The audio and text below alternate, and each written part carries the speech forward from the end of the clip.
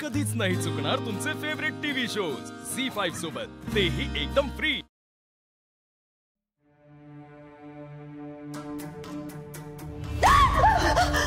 नाही काय झालं?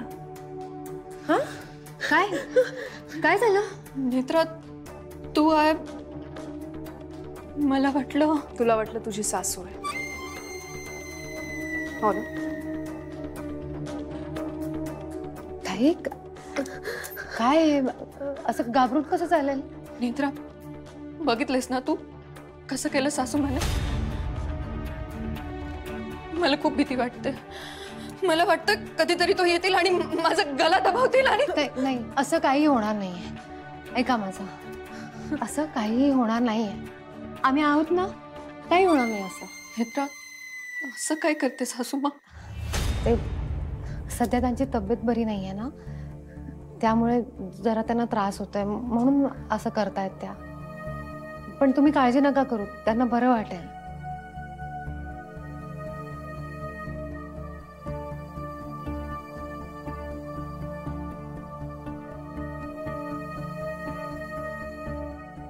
शांत व्हा, शांत।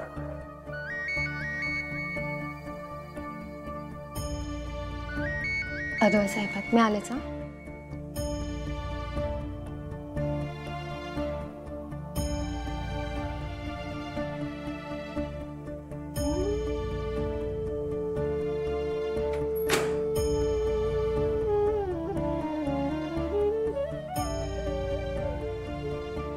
घाबरू नकोस, आम्ही आहोत।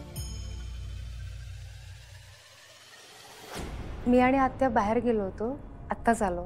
कुठे गेला होता? इथे जवळच आत्यांचं जरा एक काम होतं, तिथे गेलो होतो। बरं नेत्रा ऐक ना, आई आज देवळात जाऊन आली, खूप बरी वाटत होती ग। मला वाटलं नव्हतं इतक्या लगेच फरक पडेल, पण फरक पडलाय नेत्रा।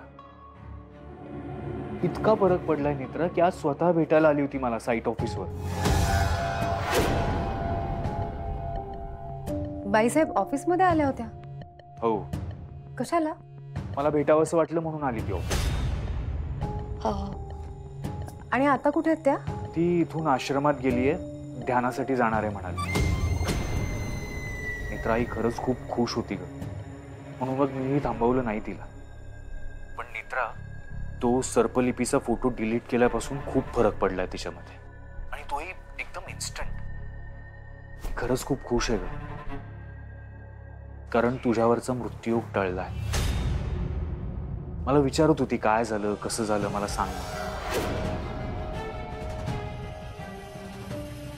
मग तुम्ही सांगितलं? मी सांगितलं तिला त्या दिवाडकरांनी आपल्याला ती सर्पलिपी वाचायला मदत केली म्हणून।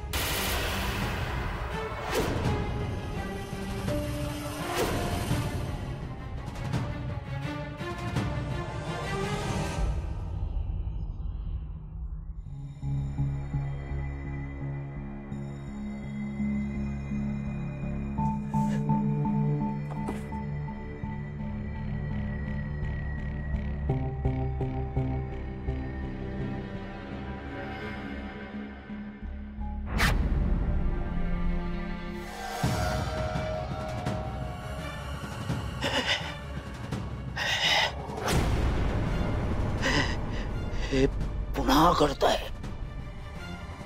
हे पुन्हा घडतंय।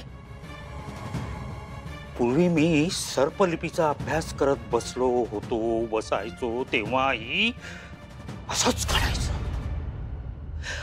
आणि मग तो राक्षस येऊन माझ्या मानगुटीवर बसायचा।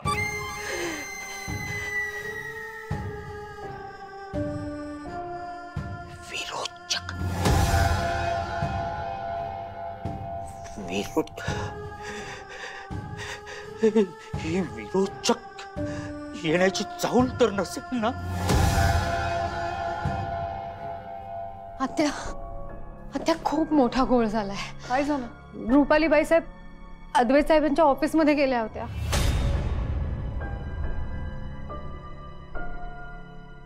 काय?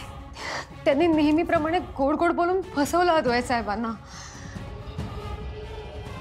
अद्वैत साहेबांनी रुपाली बाई साहेबांना सगळं सांगून टाकलं। आपल्याला सर्पलिपी कशी कळली, दिवाडकर सर सगळं सगळं सांगितलं. ते आपण काय करायचं आता, मला मला खरंच काही कळत नाहीये. रुपालीबाई साहेब दिवाडकर सरांना भेटून काही करणार तर नाहीत ना? काय काय करायचं आपण? मी फोन करते दिवाडकरांना.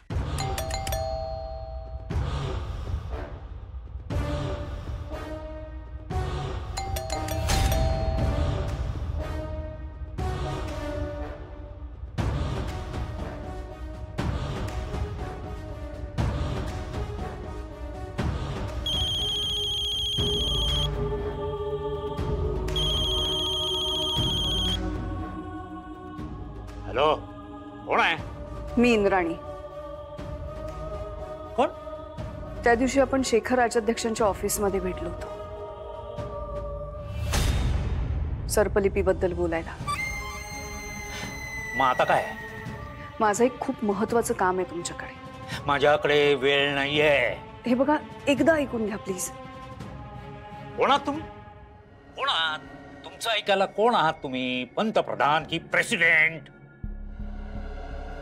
तुम्ही एकदा माझं ऐकाल का? मी काय म्हणते ते. बघा, माझ्याकडे वेळ नाहीये, अजिबात वेळ नाही, आणि मला या भानगडीत पडायचं नाहीये. ठेवा फोन.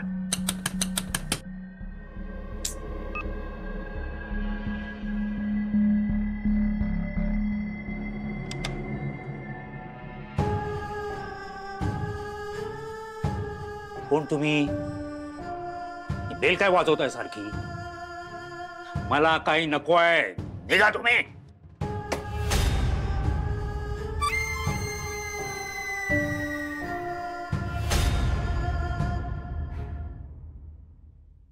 काहीच ऐकत नव्हते का ते? तुला माहिती आहे त्यांच्याशी संवाद साधणं किती कठीण आहे. पण मग आता करायचं काय? तुला वाटतं ते रुपालीला मदत करतील?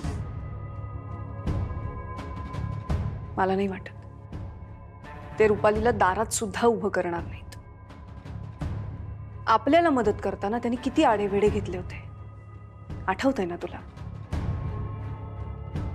आणि सगळ्यात महत्वाची गोष्ट म्हणजे ती सर्पलिपी आणि बाराखडी, ती आपण योग्य ठिकाणी लपवून ठेवली.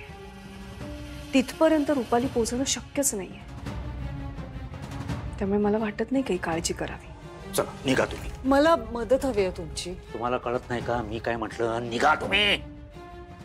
मला सर्पलिपीबद्दल माहिती हवी होती.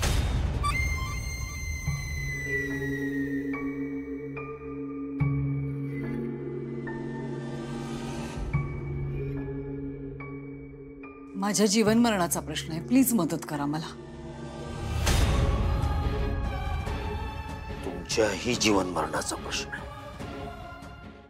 झी5 ॲप डाउनलोड करा आणि पहा सर्व एपिसोड्स एकदम फ्री.